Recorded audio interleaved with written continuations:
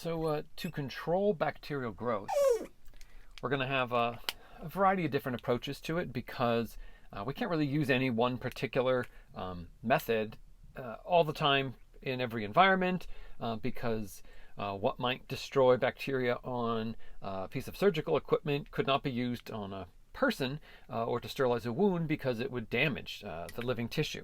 So we have to have a variety of different ways of sterilizing and destroying bacteria and spores on inanimate surfaces and on living surfaces and or within the body itself.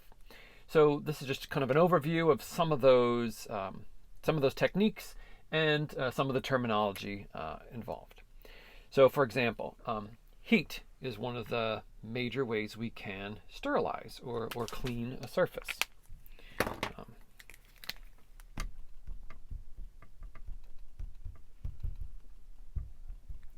However, heat is only going to be really used for inanimate things.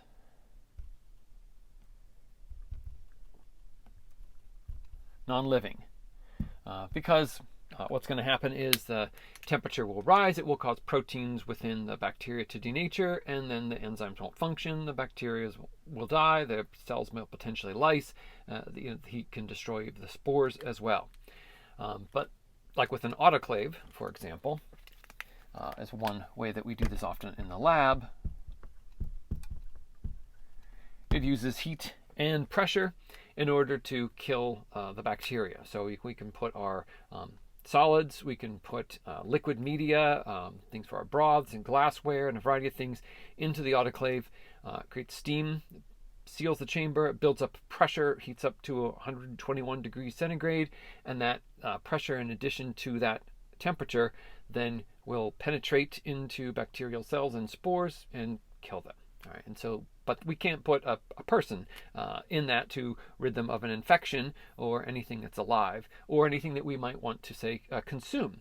So there we have pasteurization.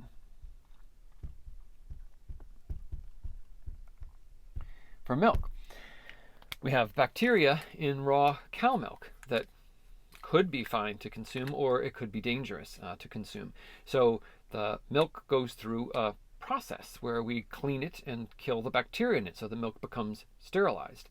However, if we were to heat it up the same way we did in the autoclave, we would destroy many of the proteins and important molecules that are nutrients within the milk itself. So pasteurization then controls the temperature very precisely so that it is done in a way that kills and destroys the bacterial cells, but allows the nutrients and the protein in the milk to stay intact and still be useful as something that's nutritious. So we have a variety of different ways that heat can be used to stop bacterial growth and kill the bacteria. Ultraviolet light, so UV, really effective wavelength around 280 nanometers is, so DNA, well, DNA will absorb at a variety of different wavelengths. DNA absorbs this, and then it damages the DNA. All right. Often what we get are things called thymine dimers that will form between two thymines in a strand that are next to one another. The hydrogen bonds between the complementary strand are broken, and then they reform bonds with ones adjacent to them, and then those particular thymines then aren't read in DNA replication. That leads to mutations and leads to problems for the cell, depending on where that occurs. And the more of them that occur, the more problems there will be for those particular cells. So ultraviolet light is usually around less than 380 nanometers or so, but around 280 is where it does a lot of damage, much more so to the DNA. So, but again, it's not good for our skin. So if we were to irradiate a room, some laboratories would have ultraviolet lights in them. So in the evening, the lab might be locked down, and then when the regular lights are turned off, the UV lights turn on, and that can then hit a whole variety of surfaces in the room. Not damaging anything else in the room, but all those surfaces hit with the light. The thing is, it doesn't get all the surfaces, doesn't get anything that's not hit with the light. So under surfaces and other places that the light doesn't reach would not be sterilized, but that is one fairly effective way. Some little UV chambers are used to place instruments in as well, and now you can put your phone or a keyboard or a variety of things under an ultraviolet light for sometimes only a few seconds. In our lab, what we do, the lab where my students will do this, and some of you hopefully have already done it and maybe seen some of the results, that over different periods of time we expose a bacterial culture to ultraviolet light. And typically you see when they're not exposed to ultraviolet light, the bacteria grow on the plate, and when they are for 20 seconds or 60 seconds, we see much less bacterial growth, or even potentially no growth if the ultraviolet light knocked out all the cells. So UV is good in certain circumstances. Now there's also bacteria carried around through the air and water, so we need to clean this in a variety of different ways. So one way of getting rid of bacteria from water and air are with filters. Okay, so we can have both air filters and water filters, which would be a variety of different types. Air filters usually have different pore sizes. They need to be able to allow air to move through it, but they want to be small enough to trap dust and very, very tiny particles. So these things called HEPA filters are designed in order to pick up very, very, very tiny particles that then could have bacteria writing on them and filter them out of the air. Water filters will usually have membrane filters, because bacteria could be small and getting through the little holes in the filter. The membrane will have tiny, tiny little pores of a size that would not allow most bacteria, again, to pass through it. And so there's a variety of different water filtration techniques, like reverse osmosis, that should pretty much get out any type of solid material, including bacterial cells, from the water. Water can also be passed then through a variety of different types of chemical media to pull out molecules that might be produced. So if bacteria are living in the water, you might be able to filter them out, but they may have been producing a metabolic product that is potentially harmful to consume. So sometimes a charcoal filter, other filters will pull that out of the water itself. So water filtration techniques. But as we get to, but none of these are really great for, say, living tissue. So you have an infection, or you're infected with an organism, then what do we do? Well, we have a variety of different types of chemicals. All right. So some, again, would not be used on living tissue. So we have disinfectants.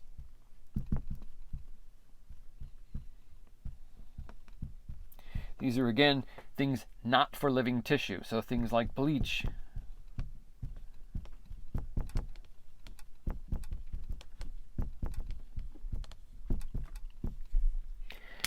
they can sterilize a surface and a variety of different types of pieces of equipment in a lab or in a home or in a variety of other settings, but again, should not be used. They could be damaging or poisonous to living organisms. So these sorts of things could be used to sterilize or clean equipment, either killing bacteria or stopping their growth. There are a variety of other types of cleaners that have antimicrobial agents in them, which are usually best though to avoid, because those are the types of things that really encourage the spread and production of antibiotic resistant bacteria, because they will not kill everything. They'll only kill some things that happen to be susceptible to it, and the ones that aren't as susceptible to it will then hang around, they'll reproduce, and then the next time they're hit with that agent, it does absolutely nothing to them, and you start to create actually resistant bacteria. So it's best to do things that are completely toxic to them, alcohols, things like bleach and all that will kill all the cells all the time. We then have antibiotics, so on living tissue, for living tissue.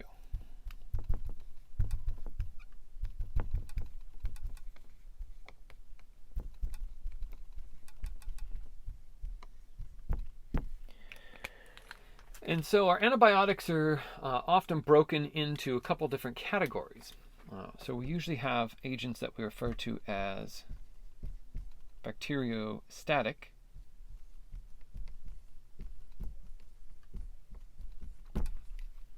And a bacteriostatic agent will, if we look over here at this little graph, we'll kind of integrate it.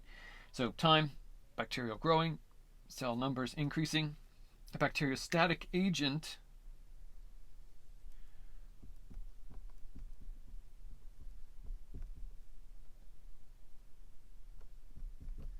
will keep the cell number the same, so the cells are not dividing.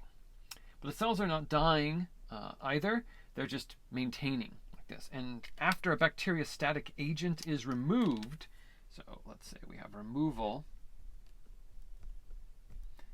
of the agent at this point in time, then cell number can go back up again. That's with a bacteriostatic agent.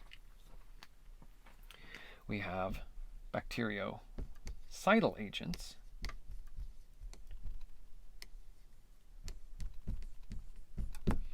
That are going to kill the bacteria. So what's going to happen with a bactericidal agent is the introduction of the chemical will happen here, and then this would be live cell number would go down. So this is the bactericidal killing. Now the total number of cells you would see in the culture after that point, under say a microscope, for example, would stay the same because you couldn't tell the difference between live and dead cells. So you would have to do what we call a viable cell count,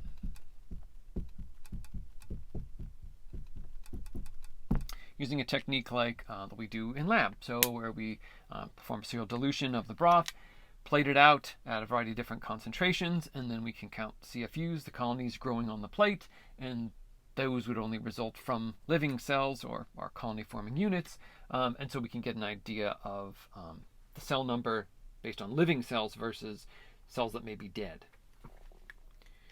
And then we have bacteriolytic.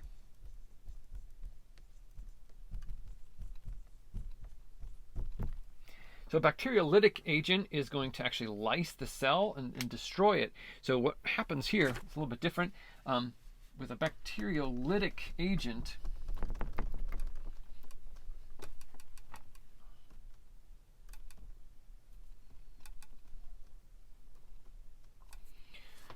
what we would see is here the total cell number goes up as growth. We introduce the chemical, bacteriolytic agent, and then just the whole number of living cells is obviously going to go down, and the number of total cells is going to go down. We're just not going to see any cells. Eventually there won't even be cells to see even under a microscope because the cells will burst. So the different types of agents they're going to cause have different sorts of effects on the cells.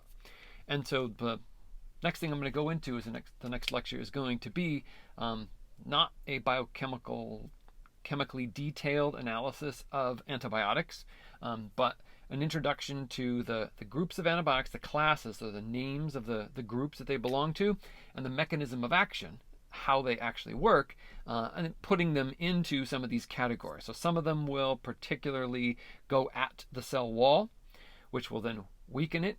It won't be able to resist osmotic pressure, and then the cell bursts and lyse.